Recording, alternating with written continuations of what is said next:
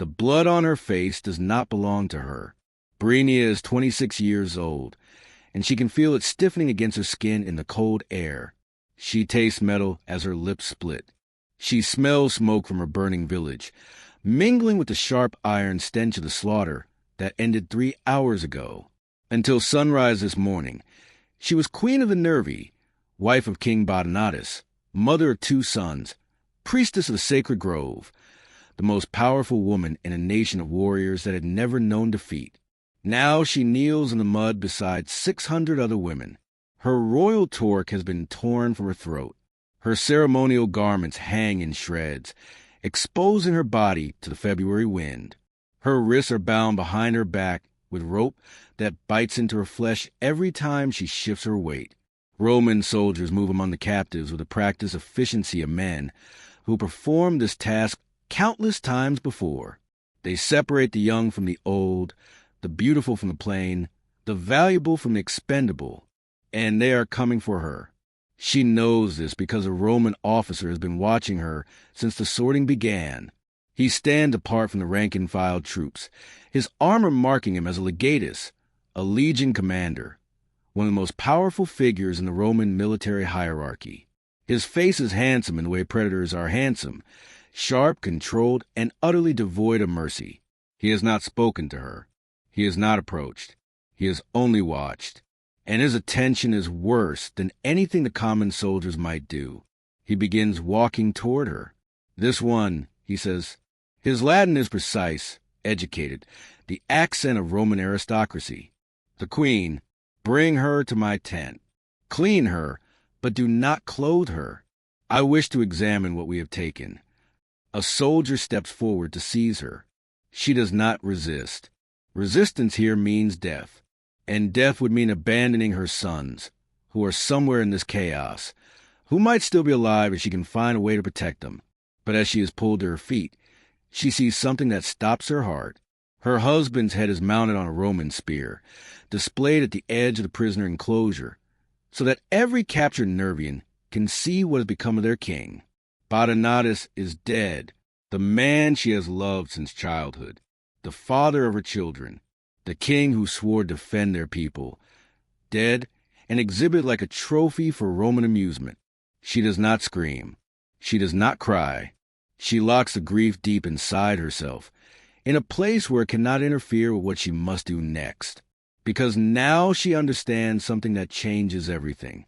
She is the last authority of the Nervi. With Botanatus dead, she is no longer merely a captured queen. She is the vessel of her people's sovereignty, the guardian of their sacred knowledge, the only living person who knows where the tribe's treasury is hidden, where the Druids conceal the artifacts that must never fall into Roman hands, where her sons were sent when the battle turned against them. The Romans do not know this yet. They see only a queen, valuable as a trophy, useful as a hostage, entertaining as a conquest. They do not understand what they have truly captured, and she intends to use that ignorance to destroy them. What you are about to learn has been deliberately excluded from the histories that celebrate Rome's conquest of the barbarian north. The chroniclers who recorded Julius Caesar's Gallic Wars focus on battles and maneuvers, on the brilliance of Roman military organization, on the so-called civilizing mission used to justify the subjugation of peoples who had lived free for centuries. They documented casualty numbers in the hundreds of thousands, entire nations erased, populations enslaved, cultures wiped from the earth, but they did not record what happened to the women. Tonight, you will learn what Roman legions actually did when they conquered tribal societies. You will learn about the systematic processing of captured women, the hierarchies that determine their fate, the specific horrors reserved for the wives of defeated chiefs, the most valuable prizes of all. You will learn about Brenia, queen of the Nervi, who watched her husband's head mounted on a Roman spear and decided in that moment that she would not merely survive. She would find a way to make Rome pay for what it had done. Subscribe if you want to understand the true cost of Rome's conquests. Leave a comment telling me where you're watching from, because Brenia is about to enter the tent of Legatus Gaius Cornelius Scipio. And what happens inside that tent will determine whether she lives or dies, whether her sons survive or are lost, whether the Nervi have any future at all. But I need to warn you of something first. This story will not go where you expect it to go. There will be moments when you believe you understand what is happening. Moments when you think you know who the villains are and who the heroes must be. Moments when the ending feels obvious. You will be wrong, because what Roman legions did to the wives of defeated tribal leaders was more complex than simple cruelty. It was a system, and systems can be exploited by those who understand how they function. Brenia understood systems, and she was about to show what that understanding could achieve.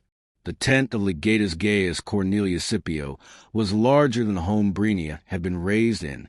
Canvas walls enclosed a space furnished with chairs, carpets, bronze lamps, and a writing table cluttered with maps and documents. All the machinery of Roman military administration, hauled across hundreds of miles so a commander could preserve civilized comfort while dismantling civilizations.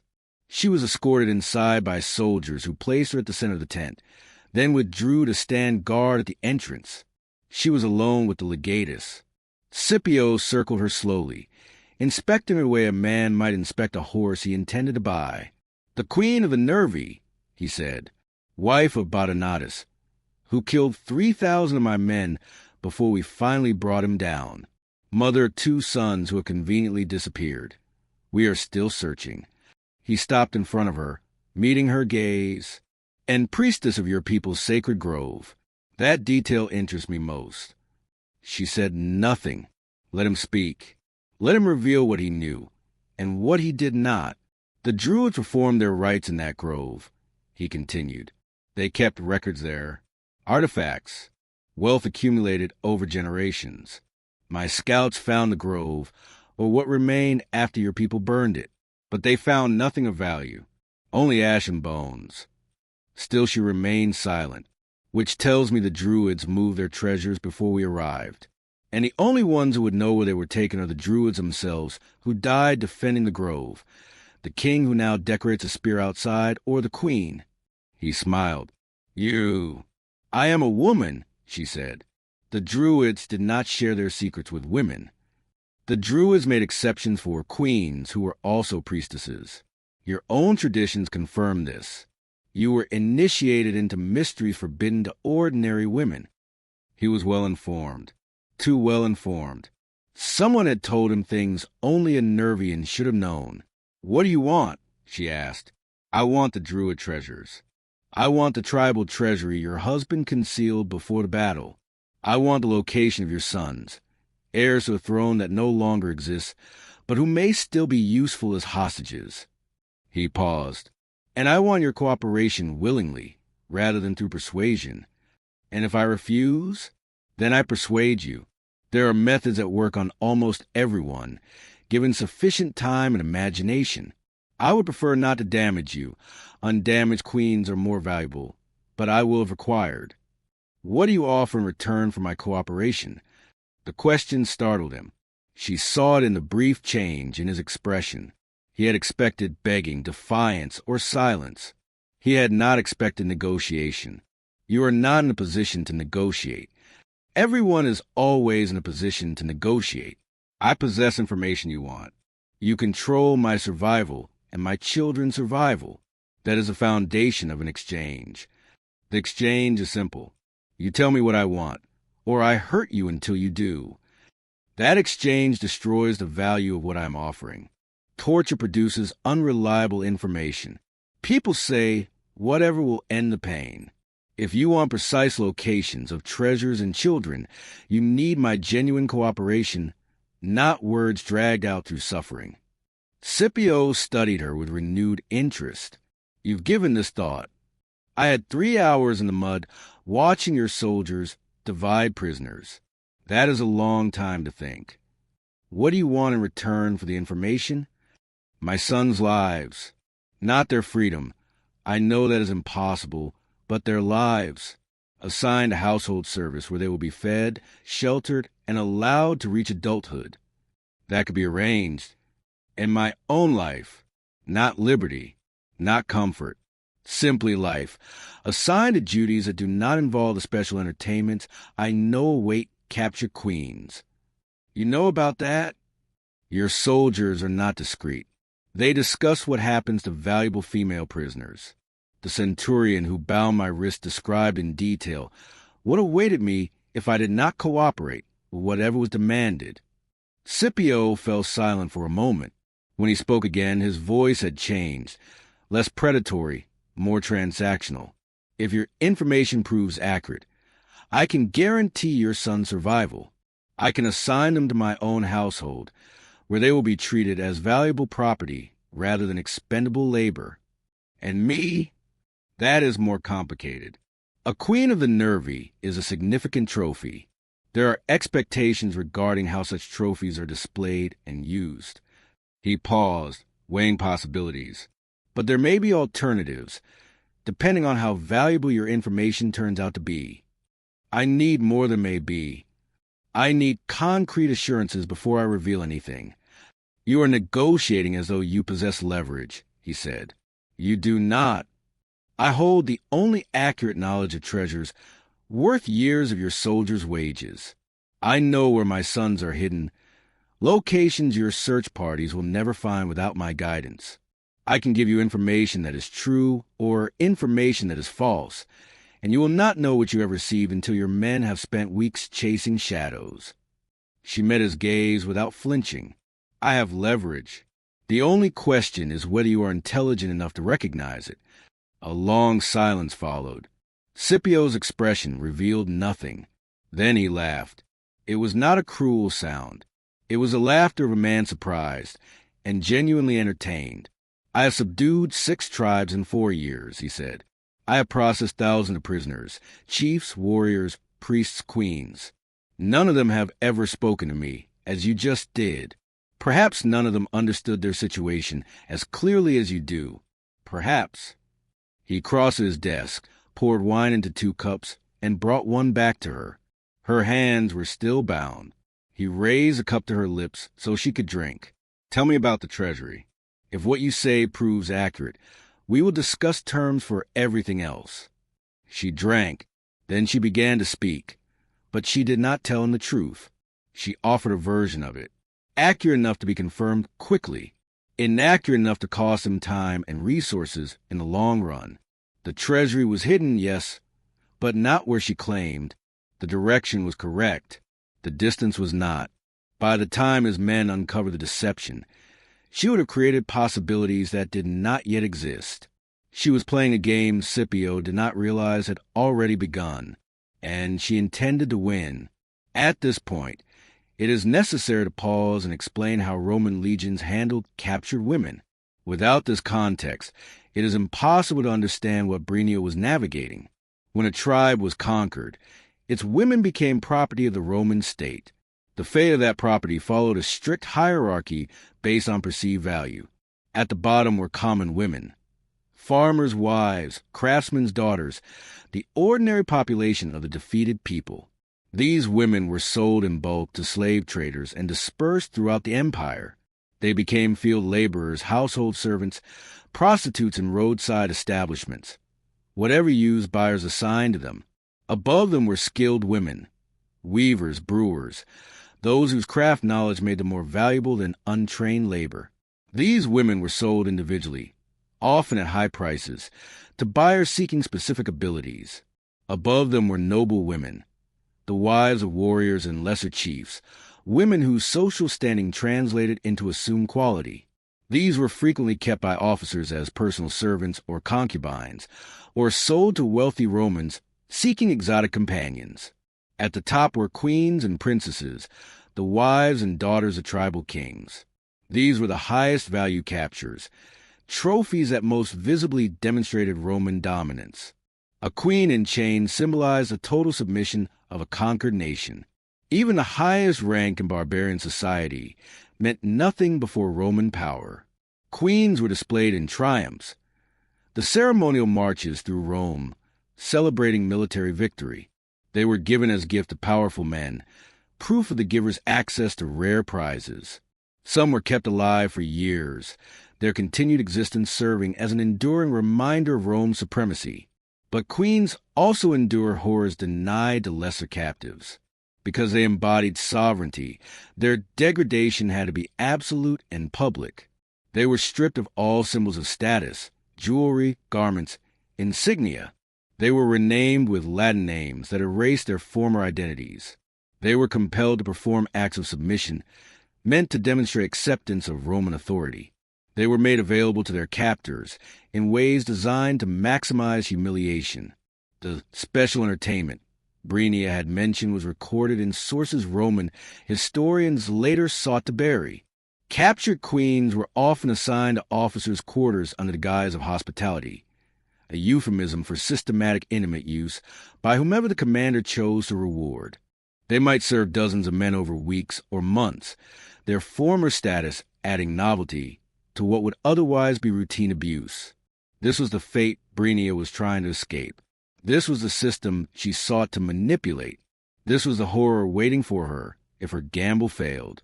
And her gamble was about to become far more complicated. The morning after her first exchange with Scipio, Brenia was relocated from the prisoner enclosure to a tent near the legate's quarters.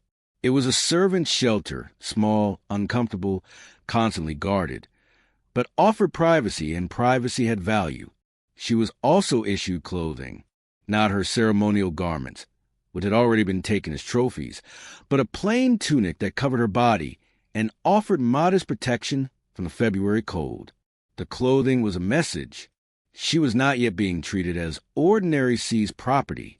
It meant Scipio was still negotiating. She spent the morning assessing her position.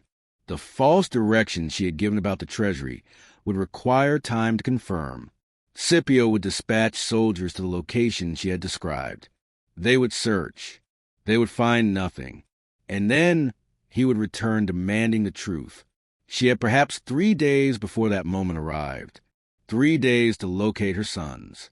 3 days to identify weaknesses or allies. 3 days to improve her position beyond what it currently was. She began by listening. The tent walls were canvas, and canvas carried sound. She could hear soldiers moving past, officers conferring, the ordinary rhythms of a Roman military camp continuing all around her. She listened for fragments, names, numbers, plans, anything that might be useful. What she heard instead was a conversation that altered everything. 2 officers were speaking in Latin, confident that no barbarian captive could understand them. But Brenia had learned Latin years earlier. Traders passed through Nervian territory regularly, and a queen who could speak to them directly was more effective than one who relied on interpreters. Scipio thinks she knows where the treasury is hidden, one officer said. She probably does. The question is whether she'll tell the truth. He's offering her the standard arrangement, survival in exchange for cooperation. Will she accept it? Who knows? These barbarian queens are unpredictable. Some submit immediately. Others hold out for weeks before breaking. She seems intelligent. That can go either way. And her sons. The search parties haven't found them. Scipio believes she knows where they are as well, but she's withholding that information, using it as additional leverage. Where could she have hidden them? Anywhere. The Nervi had allies across the region. She might have sent them to another tribe before the battle, or concealed them with sympathizers in the countryside. A pause. Then the second officer lowered his voice. What about the Druid network? What about it? The Druids maintained safe houses across Gaul, places where people and objects were hidden when protection was needed. If the queen truly was a priestess, she would know about them. That network was destroyed when Caesar swept through Gaul. Was it? Or did it simply go underground? Another pause. That's dangerous speculation. If the network survived, if Druids are still operating secretly throughout the province, then there may be organized resistance we haven't detected, and the queen could be connected to it. Scipio needs to know. He already suspects. Why do you think he's handling her so carefully? She's not merely a trophy. She may be a source of intelligence about threats we don't yet understand. The officers moved on, their voices fading beyond Brenia's hearing. But she had heard enough. The Druid network, the safe houses, the possibility of organized resistance. The Romans suspected what she knew with certainty. The Druids had not been destroyed. They had scattered, concealed themselves, and waited, and Brenia knew how to reach them. She also understood now why Scipio was treating her differently from other captives. He did not only want the treasury. He wanted to use her to uncover the network she belonged to, that made her more valuable than she had realized, and far more dangerous to him than he had anticipated. That afternoon, someone came to her tent. He was younger than Scipio, perhaps 30, with features that marked him unmistakably as Roman. Yet something in his manner set him apart from the other officers. His name, she would later learn, was Marcus Aurelius Cato, a tribune attached to the legion for reasons he did not immediately explain. "The legate tells me you speak Latin," he said, entering without ceremony. "Fluently, apparently. Where did you learn it?" "Traders," she replied. "My people dealt with Rome for generations before Rome decided to conquer us. You don't seem surprised to see me. I am surprised by nothing anymore. Surprise requires expectation. I no longer have expectations." Cato sat on the single stool inside the tent, studying her with curiosity rather than the predatory appraisal she had seen in Scipio. "I've read about your people," he said.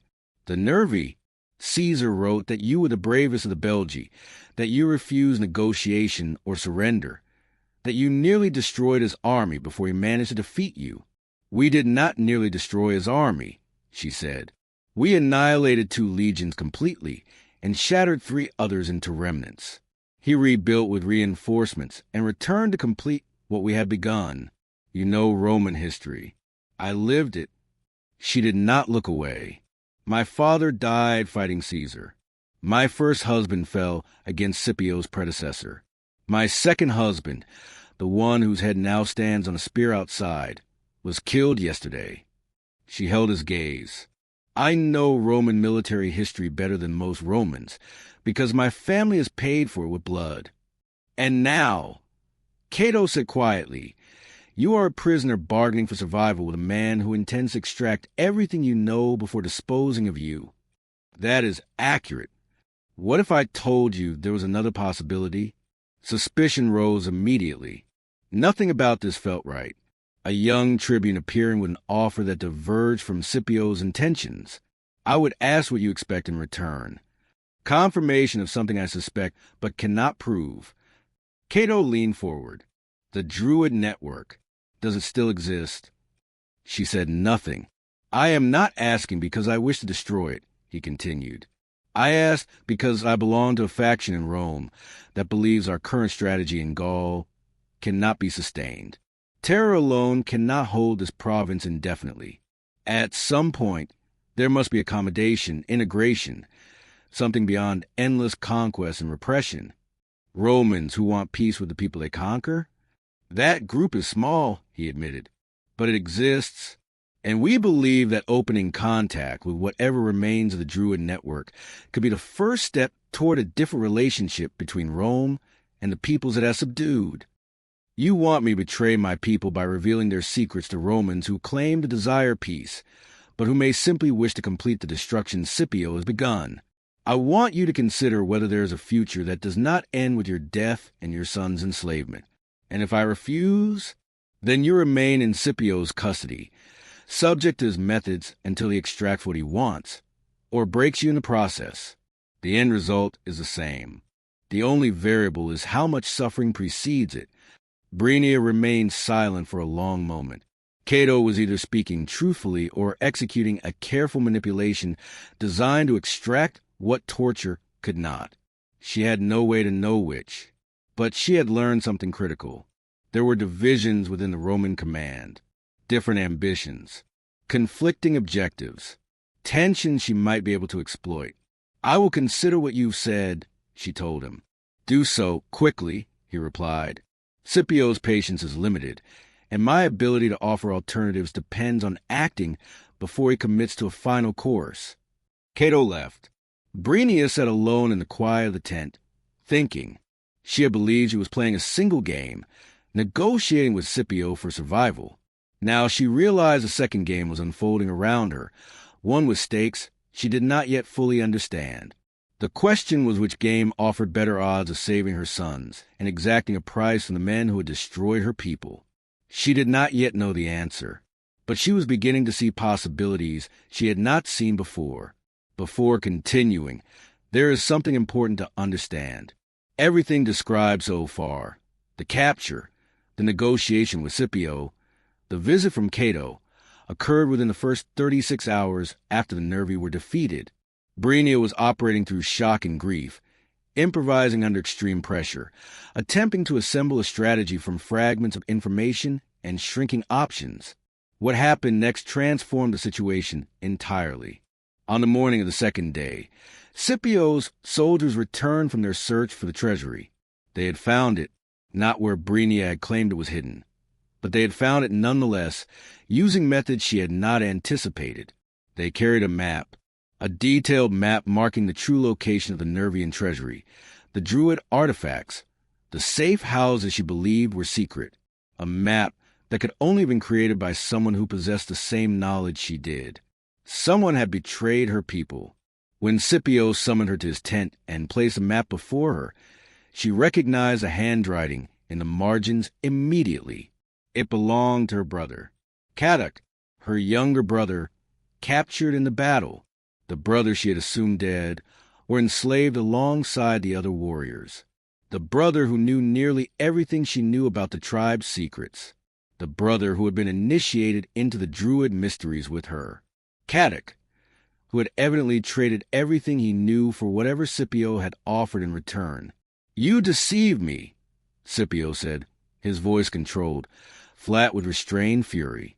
"You fed me false locations, attempted to waste my time, believed you could manipulate me with partial truths." He gestured to the map. "Who provided this? Your brother?" He studied her closely. "He was far more cooperative than you," Scipio continued.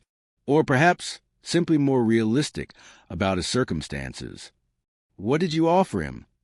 "Freedom, a new name, transport to a province where no one knows who he was. He surrendered everything for the chance to survive as something other than a slave." Fury surged in Brenia's chest, sharp and overwhelming, but she forced it down. Rage would not save her now. "So you have the treasury. You have the locations. What do you still require from me?" "I need confirmation of what your brother told me about the network. He knew of the safe houses, but not how contact was made. He said only the senior priestesses knew the protocols. And you are the only senior priestess still alive. And if I refuse?" Scipio's expression hardened. "Then you have exhausted your usefulness. I will dispose of you in a manner reserved for prisoners who prove uncooperative." "The special entertainment?" "The special entertainment," he confirmed. "Beginning tonight, if you prefer. I have officers who have already asked about you." Brenia calculated rapidly. Kadok's betrayal had stripped away most of her leverage. She no longer held exclusive knowledge of treasures or locations. What remained was a network. Knowledge Scipio wanted, knowledge Cato wanted, knowledge that still stood between survival and annihilation. "I need time to think. You have until sunset. After that, I will decide for you." She was escorted back to her tent under heavier guard. Whatever trust Scipio may have once extended no longer existed. She had hours to decide whether to reveal what she knew of the network, whether to believe Cato's claim that factions within Rome sought peace, whether to gamble on possibilities that might be illusions. And she had something else to confront. Her brother, Kadok, the child she had grown up with, the boy she had protected, the man who had betrayed everything for his own survival. She understood his decision. Between cooperation and destruction, there was no real choice, only an accounting of pain. Kadok had decided that revealing secrets was preferable to enduring torture. She might have chosen the same if she had not been trying to save her sons. Understanding did not equal forgiveness. His betrayal had erased her leverage, endangered her children, and compromised a network that others still depended upon. If she survived, she would have to decide what to do about Kadok. First, she had to live. Late that afternoon, Cato returned. "I heard about the map," he said without introduction. "Your brother's cooperation complicates matters. You seem remarkably well informed. I make it my business to be. Information is power. I assume you recognize that, given how you've been using your own. What do you want, Tribune?" "To offer you an alternative before Scipio's deadline expires. One that does not end with the special entertainment or the surrender of everything you know about the network." "I'm listening." "There are people in Rome who would find your knowledge valuable, not for destroying the network, but for using it as a channel of communication, as groundwork for future accommodation.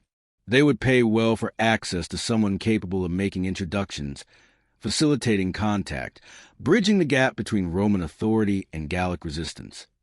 You want to buy me. I want to acquire your expertise for purposes that benefit us both. You would not be a slave in the usual sense. You would be an advisor, a consultant, someone whose knowledge is valued rather than extracted through suffering. And my sons, they would be educated in Rome, raised as Roman citizens of Gallic descent, positioned for lives no ordinary slave could ever reach. It would mean growing up Roman rather than Nervian, but they would grow up, which is more than Scipio intends." It was an extraordinary proposal, too extraordinary to accept without suspicion. Why would Roman aristocrats want to preserve the network instead of destroying it? Because some understand that Gaul cannot be ruled forever by force alone. Because they see the network as infrastructure for a different future. Because they are playing long games that require assets most Romans dismiss. And you represent these men? I am authorized to speak for them. Who are they? You will learn that once you agree. Until then, their identities remain protected. Brenia weighed the offer. It could be an elaborate attempt to extract her knowledge without torture, or it could be the only real chance she had to survive with her sons intact. She could not know which, but she could buy time. I need proof my sons are alive before I agree to anything. Scipio is still searching for them, if he finds them first. Where are they? She hesitated. This was the knowledge she had guarded more fiercely than anything else.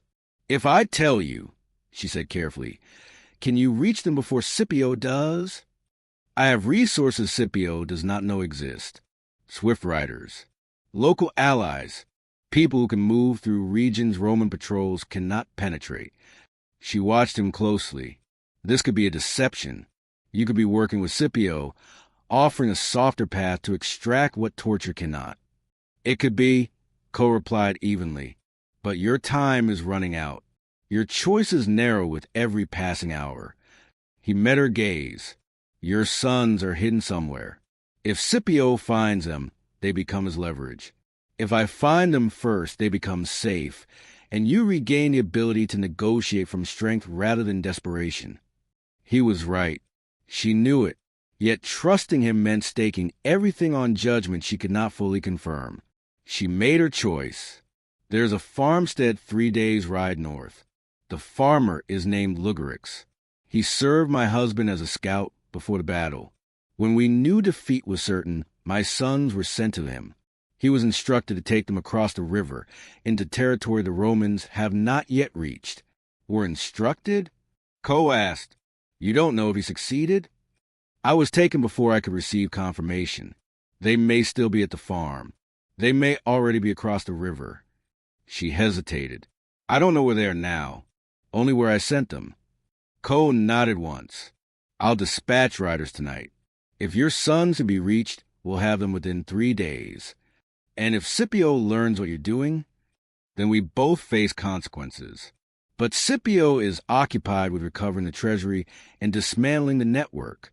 He has delegated the search for your sons to men who lack imagination and urgency.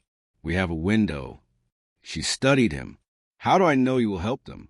How do I know you won't seize them and use them as leverage against me?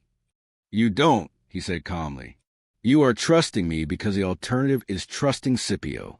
And we both know how that ends. He rose to leave. When Scipio presses you tonight for a decision about the network, delay him. Tell him you will not speak until you see your sons. It is the last card you have. Use it." He departed. Brenia remained seated as the light faded from her tent, considering the snare tightening around her. Scipio wanted her knowledge and would destroy her to obtain it. Cole wanted the same knowledge for different ends and offered survival in return. Her brother had already bartered everything he knew for freedom.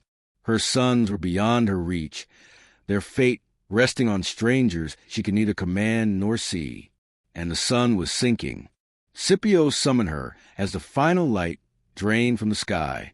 His tent glowed with oil lamps, their flames throwing restless shadows across the canvas walls.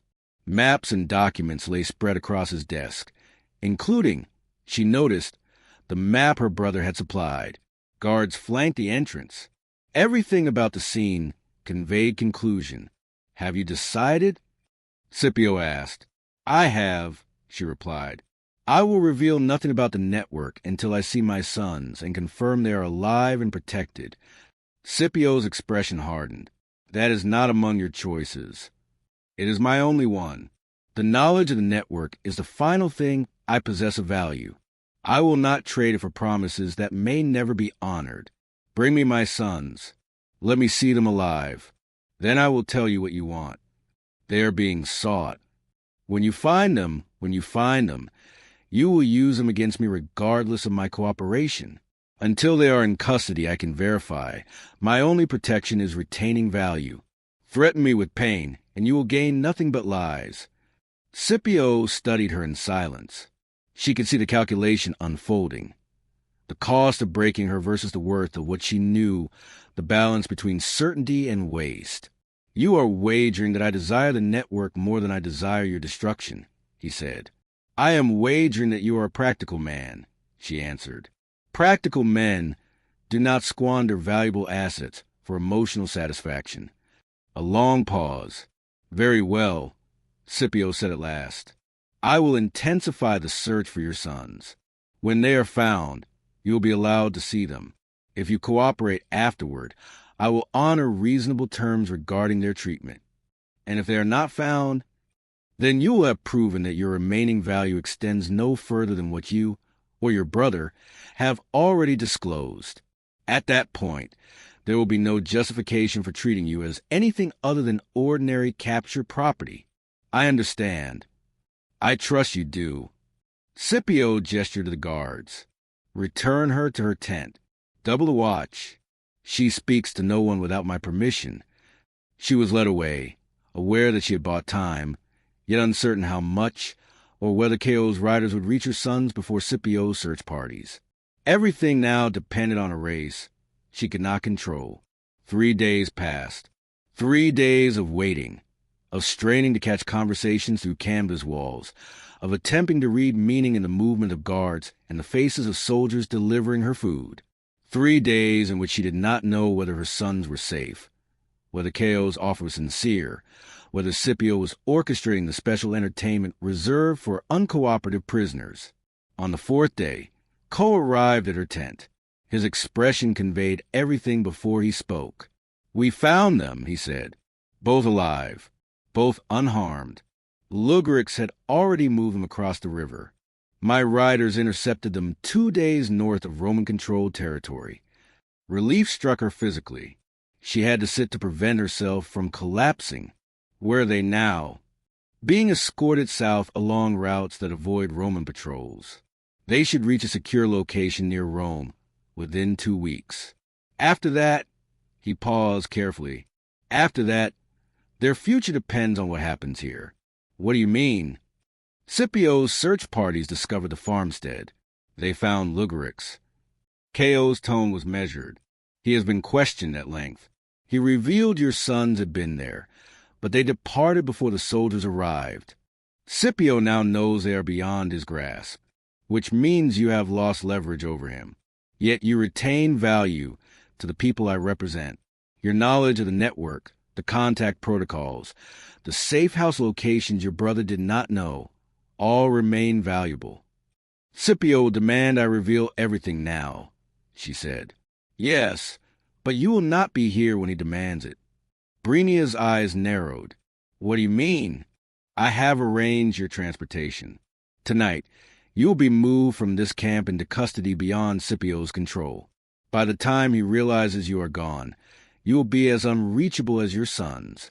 Remove a prisoner from Legata's custody? She asked sharply. I represent people with considerable resources, he said. Resources that allow us to override local commanders when necessary. And my fate in this new custody? You become a consultant for those who seek to use the network rather than destroy it. You spend the coming years helping bridge the divide between Roman administration and GIC resistance. You raise your sons in Rome, give them a Roman education, watch them grow as something neither fully Roman nor fully Nervian. And I never return home. You will never return. The Nervi as a nation is gone. Scipio ensured that. But what you know, what you can teach, what you contribute to a different future, these may endure. It was not the ending she had envisioned when she knelt in mud, staring at her husband's head on a Roman spear. Not revenge, not justice, not the triumphs she had briefly imagined, but it was survival, her son's survival, a fragment salvaged from devastation. When do we leave? She asked. Tonight, 2 hours past midnight. Be ready. But Brenia was not done playing the game. She had accepted Chaos' offer to save her sons, yet she had not forgiven Scipio for the massacre, nor her brother for his betrayal, nor abandoned her identity as queen and priestess of the Nervi. She spent the hours before her escape contemplating what she might still accomplish. Scipio would awaken to find his prized prisoner gone. He would be humiliated, his authority weakened, his career tarnished. That was a small revenge, but real. Her brother Caddoc had earned freedom and a new identity. But Brenia remembered things about him the Romans did not. Weaknesses, vulnerabilities, errors from the past he believed buried. If she ever had the chance, she could unravel the life he had purchased with betrayal. And the network still survived. The Druids remained scattered, hidden, yet alive. Her knowledge could help them endure, allow coordination, lay the foundation for resistance that might grow into something more. Rome had not won completely. Not yet. The escape unfolded precisely as Ko had planned. 2 hours after midnight, guards loyal to Ko, not Scipio, entered her tent. They guided her silently through the shadows of the camp, past bribed or distracted sentries, to a waiting cart beyond the perimeter. The cart carried her south, toward Rome, toward a future she could barely imagine. She traveled with her eyes open, studying the land that had once been hers, aware she would never look upon again. Behind her lay the camp where Scipio slept undisturbed, unaware that his most valuable captive was already beyond his grasp. Ahead were her sons, who would grow to be Roman in form, yet would know, because she would teach them, who they were, where they came from, and what had been done to their people. And somewhere between those points, a design was forming, a design that would require years, one that demanded patience, calculation, and a willingness to become something she had never imagined she could be. Brenia had time, she had purpose, and she possessed knowledge that made her indispensable to people who might one day help her accomplish what seemed impossible from the back of a cart moving through a frozen night. She was a queen without a realm, a priestess without a sacred grove, a mother whose sons would feel like strangers she would need to rediscover. But she was alive, and she intended that survival to carry meaning. Now we must move to the end of the story. Not because the years between were insignificant, but because recounting them in full would take hours. What matters is this. Brenia spent 12 years in Rome. 12 years serving as an advisor to aristocrats who viewed Gaul as a future partner rather than a territory to be endlessly subdued. 12 years absorbing Roman politics, Roman law, Roman systems of power, how authority was gathered, maintained, and quietly dismantled. Her sons were raised as Romans in education, yet remained Nervian in identity. She taught them their history, their language, and the guarded secrets of the Druid network she continued to reach through concealed channels. They matured into men able to move between worlds. Roman enough to pass without suspicion, GIC enough to earn trust from resistance groups that had never ceased to exist. And she watched those who had destroyed her life, Scipio advanced through the ranks, eventually becoming a provincial governor. Brenia followed his career with the patience of someone who understood that time itself could be a weapon. Her brother Caddoc built a new life as a merchant in a distant province, wealthy and invisible. Brenia knew his location. She waited.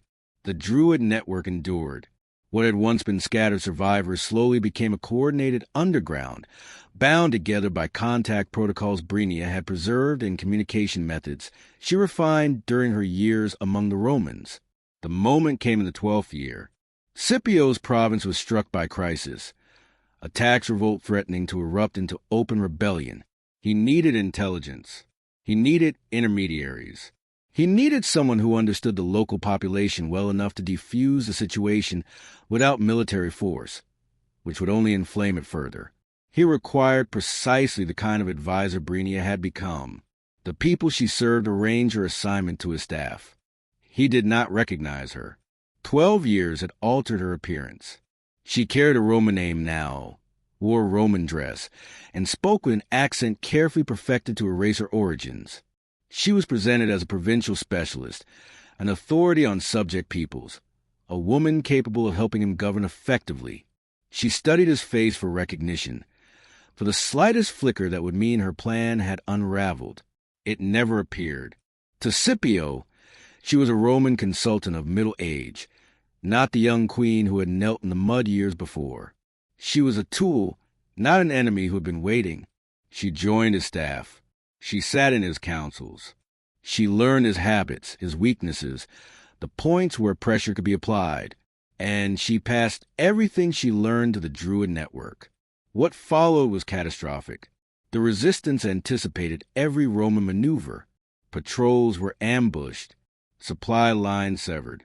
The tax protest became a full revolt, then spread to neighboring provinces before reinforcements could be deployed.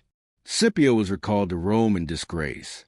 A governor who had lost control of a province long considered pacified. His career collapsed. His reputation was destroyed. He died years later in obscurity, never understanding how his carefully constructed response had failed so completely. Brenia observed his fall from afar, knowing she had engineered it, knowing that the man who had displayed her husband's head on a Roman spear had been undone by information she had deliberately fed to his enemies. It was not justice. Nothing could restore Bodotus, revive the nervy, or erase the years of Roman brutality. But it was something, the most she could achieve with the tools available to her. And there remained one final task. Her brother, Caddoc, never saw her coming. He had built a comfortable life in his distant province, a merchant with a Roman name, a Roman wife, Roman children, unaware of their father's origins. He had escaped the consequences of his betrayal, or so he thought. Brenia arrived at his home on a warm summer evening, accompanied by her sons, now grown men, strong and capable of enforcing the justice she could not wield herself. Caddoc saw her at once. The color left his face. He understood immediately what her presence meant. "You betrayed our people," she said. "You gave the Romans everything. The treasury, the safe houses, the secrets that cost hundreds of lives once revealed. I had no choice. They would have tortured me," he replied. "Everyone has choices. You made yours. Now I am making mine." What followed inside that house was witnessed only by her sons, who had been raised to comprehend their mother's purpose, and executed that purpose without hesitation. Caddoc's Roman family remained unharmed. They were innocent of his crimes. But Caddoc himself did not survive that night. His life ended at the hands of nephews he had never known existed. Brenia left the house without looking back. She lived 15 more years, never returned to the land that had once been nervy, now repopulated by Romans who knew nothing of the nation that had lived there before.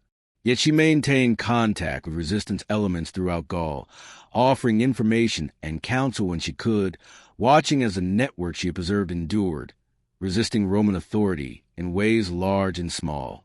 Her sons married, one to a Roman woman, the other to a GIC woman whose family maintained secret ties to Druid traditions.